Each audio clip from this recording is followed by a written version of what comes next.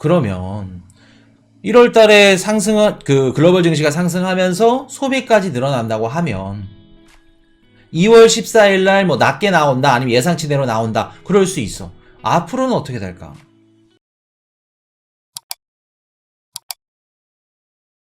자, 앞으로 2월 13일까지 한 5일 정도 남았죠.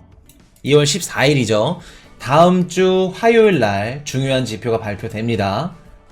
미국 CPI가 발표되는데 한 가지 좀 걱정거리가 생겼습니다. CPI가 좀 어떻게 나올지에 대해서 오늘 한번 말씀을 좀 드려볼게요. 자, 중고차 업체 카바나 주가 거래량 급증하면 20% 폭등. 카바나가 이제 미국의 중고차 매매하는 이런 기업입니다. 기업인데 자 보시면 카바나 주가랑 거래량이 급증을 했다 그래요. 중고차 거래량이 급증을 했대. 이게 무슨 뜻일까? 자 그럼 반대로 얘기해 볼게요. 이 기사를 보고 누가 막 싫어할까? 누가 막 스트레스 받아해. 아 막 스트레스 받고 막 승질나. 연준 의장이 스트레스 받겠죠. 중고차 거래량이 급증했다는 건 수요가 늘었다는 겁니다. 미국인들의 중고차 수요가 늘었다는 거고, 수요가 늘었다는 건 뭐예요? 중고차 가격이 수요가 늘어나면서 상승을 했다는 거고, 중고차 가격이 올라갔다는 건 미국의 물가지수가 다시 한번 올라갔다는 얘기입니다. 이번 연도 1월인가요? 1월이 아니지. 작년에 코인이슈가 요거 지표 하나 갖다 드렸어. 자, 요거 기억하시는 분. 탈마나임 지표. 미국의 중고차 1등 경매장 탈마나임이라고. 자, 메나임 지표. 그렇게 많이들 부르는데 메나임 지표가 이게 뭐냐면 미국의 최대 중고차 경매 기업입니다. 여기서 어떻게 됐냐? 그 지표로 그 인덱스로 이제 나눈 건데 여기서 만약 거래량이 높게 나오고 이런 가격들이 쭉 높게 나오면 이 지표가 올라갑니다. 그 뜻은 미국의 물가 상승이 어떻게 해요? 올라갔다는 뜻이죠. 물가 상승은 원자재 값 상승이 거의 거의 차지하지 않나요? 그거는 한국 뭐 뿐만 아니라 제조업이 활발한 국가. 미국 같은 경우에는 우리가 CPI를 봤을 때 40% 이상이 렌트비가 들어갑니다. 그리고 중고차 요런 것들. 필수 소비재. 원자재 값이 상승이 뭐 차지하는 이런 국가들은 베트남이라던가 한국이나 이런 제조에서 수출하는 국가들. 그리고 원자재를 수입하는 국가들. 근데 미국 같은 경우에는 달러. 원자재 뭐 에너지라든가 원유나 이런 것들 수출하죠 오히려. 그런 국가이기 때문에. 자 다시 돌아와서 보시면 코인이슈가 이번에 물가 좀 빠질 것 같습니다 라고 하면서 어떤 거를 갖고 왔냐면 작년일 거예요 아마. 메나임 요거 지표 인덱스 지표를 갖고 왔습니다. 그러면서 메나임 지표가 이렇게 쭉 꺾였어. 그때 미국의 CPI가 좋게 나왔습니다. 근데 지금 보시면 꺾였던 이 머리가 살짝 치켜 올라왔죠. 다시 상승하는 추세로 지금 돌아섰습니다. 보이시죠? 이런 식으로. 이게 뭐냐면 자 미국 중고차 수요 이례적으로 증가. 도매 가격도 올랐다. 이런 식으로 지금 미국의 물가가 조금 떨어지려고 하니까 어떻게 해요? 중고차 시장이 다시 활발하게 좀 뛰어오르고 있어. 우리 중고차 뭐 대출이든 뭐든 대출 금리가 살짝 떨어질라 하니까 미국의 중고차 수요가 증가해. 근데 이 수요가 증가한 게 전월보다 2.5% 상승했는데 요게 거의 한 1, 2년 들어서 제일 큰 폭으로 올라갔다고 합니다. 증가폭이. 그래서 요 메나임 중고차 지수만 하더라도 올라가는 머리가 그냥 치켜 세워지고 있는 이런 식으로 이렇게 보여지는데 그럼 중고차 가격만 올랐나요 코인이슈님? 자 보세요.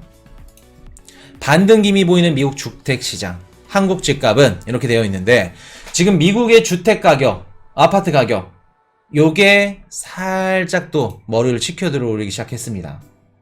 이것 때문에 제롬 파월 연준 의장이 지금까지 매파적인 발언들을 계속해서 연이어서 쏟아냈던 겁니다. 근데 지금 매파적인 발언들을 이렇게 쏟아내지 않고 그냥 어느 정도 덜 매파적인 발언들을 쏟아내는데 요런 지표들이 나오면 어떻게 될까? 연준 의장은 자, 미국 주택시장의 훈풍도나 모기지금리 1%포인트 하락의 수요 끔투 30년 모기지금리 대출이 미국 한창 높게 올라갔을 때 7%가 넘었습니다. 물론 미국은 변동금리가 아니라 고정금리죠. 30년, 40년 막 모기지금리가 높기 때문에 바로 영향을 받지 않아요. 그래도 앞으로 신규 주택 구매자들이라던가 아니면 대출을 받던가 이런 부분에 있어서는 영향을 받겠죠. 근데 여기에 모기지금리가 최대 한창 높았을 때가 7% 가까이 올라갔었습니다. 근데 거기에 한 1% 떨어지면서 6.09 떨어지니까 어떻게 해요? 야, 지금 기준금리가 이 정도인데 이 정도면 괜찮다. 그러면서 뭐라 그래요? 주택 구매가 다시 수요가 늘어났어요. 중고차뿐만이 아니라는 겁니다. 지금 미국 주택시장 역시 회복세 뭐 얘기 좋지. 회복하고 있는 거니까. 근데 모기지 대출 신청 건수가 15%가 급증했습니다. 그리고 주담대 신청 건수가 지난해 말 이후에 현재 약 25%, 1월달, 2월달 기준 25%가 급증했어요. 그리고 잠정주택 판매 지수도 2.5% 상승하고 있고 시애틀, 중부, 플로리다 및 리치먼드 이러한 일부 지역에서도 어떻게 해요? 주택시장에서 입찰 경쟁이 다시 시작했다고 합니다. 입찰 경쟁이 시작했다는 건 뭔 뜻이냐면 그 주택가격이 올라간다는 거고 주택가격이 올라간다는 건 뭐예요? 월세 렌트비도 올라간다는 겁니다. 미국은 절대등가치 해가지고 요거 반영이 된다 말씀드렸었죠. 렌트비에. 우리나라는 반영이 되지 않습니다. 요게 뭐냐면 미국의 주택을 보유한 집주인들한테 이걸 물어봐. 너 만약에 지금 월세 내면 얼마 받을래? 근데 10억 집값이 10억을 하는 주택에 살고 있는 집주인이 월세 한 달에 한 200만 원 받을래? 얘기를 했으면 어떻게 해요? 15억이나 20억 주택에 살고 있는 집주인들은 10억짜리 주택이 월세 200이야? 우리는 250, 300 받을래. 그 뜻은 뭔 뜻이냐면 집값이 올라가면 올라갈수록 렌트비도 올라간다는 얘기입니다. 근데 요런 반영치를 우리 렌트비 산정할 때 반영을 한다, 미국은. 그러면 주택 가격이든 부동산 가격이 올라가면 올라갈수록 렌트비도 올라가는 구조죠. 한국은 요게 반영되지 않습니다. 그 뜻은 뭐예요? 지금 주택이든 부동산이든 시장이 계속해서 수요가 늘고 경쟁이 붙으면 가격이 올라가면서 우리가 렌트비는 2월 달부터 떨어질 겁니다. 안심했고 이런 것들이 다시 한 차례 올라갈 수 있다는 거예요. 올라갈 수 있다는 겁니다. 지금 주택들도 저렴한 금매로 내놓은 것들은 빨리 나간다고 합니다. 그러니까 주택인데 3억에서 4억 좀 아래 금액에 잘 나가는 주택들은 내놓자마자 바로 나간다 그래요. 미국의 부동산 이런 시장들 지금 보시면은 자 1월 달에 미국 증시 올랐죠. 미국 증시뿐만 아니라 전 세계 증시가 올랐습니다. 우리 코스피 코스닥 탑5 안에 들어가 있죠. 상승률로 따졌을 때 아르헨티나 올랐고 이집트 올랐고 터키 올랐고 다 올랐어. 자산시장 가격이 상승하면 이게 뭘로 이어진다고 말씀드렸죠? 우리 코로나 때 주식 막 떡상하고 비트코인 8천만원 찍고 그때 뭐 했어요? 정작 코인을 팔아서 주식을 팔아서 현금화하신 분들은 적고 내가 사놓은 아파트 가격 올라가고 또 주식 올라가고 비트코인 올라가니까 돈 번 거 같아. 현금화를 안 했는데 백화점 가서 뭐 하죠? 명품사. 야, 차나 좀 바꿔야겠다. 차 바꿔버려. 기존에 안 좋은 15년 된 이런 오래된 차 탔으면 주식 떡상해가지고 스포츠카로 바로 바꿔버려. 환전도 안 했는데. 소비가 늘어납니다. 그리고 와이프 주식 올랐다니까 와이프한테 명품백 똥 여러 개 사줘. 소비가 올라가요. 자산시장 가격 상승은 뭐다? 소비 상승이다. 그러면 1월 달에 글로벌 증시가 상승하면서 소비까지 늘어난다고 하면 2월 14일 날 뭐 낮게 나온다 아니면 예상치대로 나온다 그럴 수 있어. 앞으로는 어떻게 될까? 계속해서 자산시장이 상승을 통해서 고용시장도 견고하고 이런 식으로 계속 상승을 해. 그러면 연준의장은 무슨 얘기를 할까? 금리 더 올리겠습니다. 아직 물가 안 잡혔습니다. 그리고 금리가 이미 많이 올렸으면 쭉 더 끌고 가겠습니다. 그런 얘기 하겠죠. 우리한테는 굿뉴스. 맞죠. 줄 수 있는 기회가 오니까. 모기지 대출이 늘어나고 모기지 금리가 떨어지고 부동산 가격이 상승하고 지출한 렌트비가 증가하고 경제가 좋을 때는 상관없다. 그리고 금리가 낮을 때는 상관없다. 근데 지금 경제가 힘들고 경기 침체 간이 많이 이러고 있는데 금리까지 높아져 버려. 우리 시장이 좋지 않다는 겁니다. 이런 것들이. 2월 14일 날 미국 CPI가 발표되는데 지금 월가 예상치가 6.5%입니다. 자, 이거 보여드리면서 말씀드릴게요. 자, 예측치를 또 내렸네요. 6.2%로 6.5였는데 6.2로 내렸습니다. 자, 저번 달 예측치가 6.5였어요. 근데 만약 6.2 요거 이상 나오면 어떻게 될까? 이상 나오면 원래 예측치가 6.5였습니다. 죄송합니다. 원래 예측치가 6.5인데 6.2로 떨어진 거예요. 저번 달 6.5인데 요거보다 낮게 나오면 물론 시장은 환호하겠죠. 근데 요거보다 높게 나오면 시장 울 겁니다. 근데 중고차 지수가 지금 한 차례 또 빼꼼히 들어가고 있고 그리고 자산시장 가격 상승하고 있고 6.2 쉽지 않아 보인다. 근데 한 가지 변수가 있습니다. 6.2 예측치를 6.5에서 6.2 낮춘 이유가 있어. 뭘까? 이유. 2월 달부터 뭐가 빠진다고 우리가 알고 있죠? 2월 달부터 미국의 고용, 임금 상승률은 떨어지지 않았죠. 둔화되는 건 맞지만 떨어지지 않았습니다.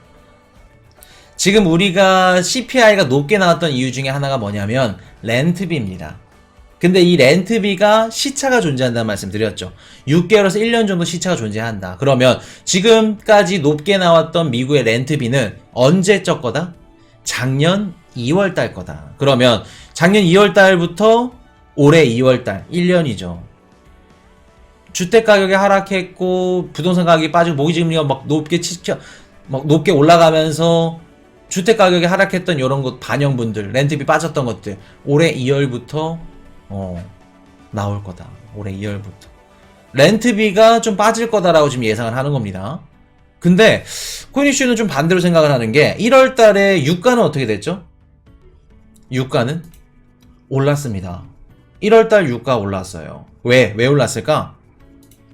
중국의 코로나 리오프닝으로 인해서 원유나 유가가 큰 폭으로 오르진 않았지만 슬금슬금 올랐습니다.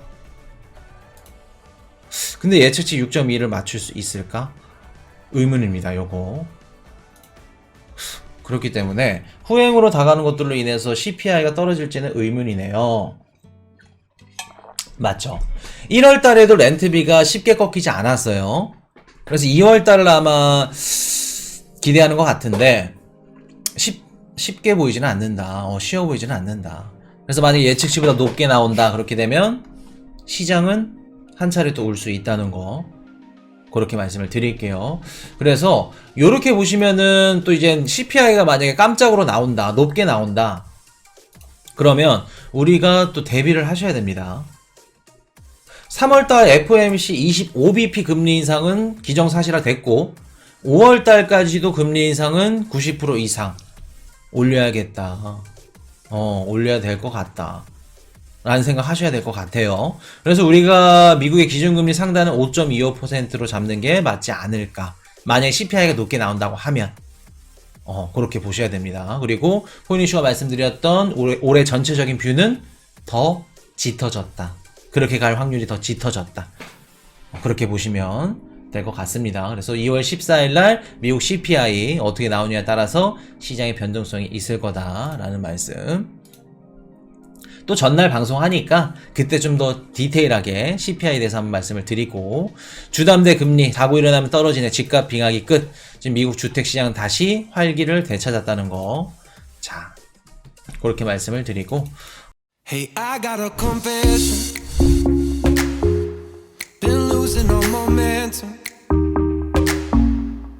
Just because it's easy, well, that don't make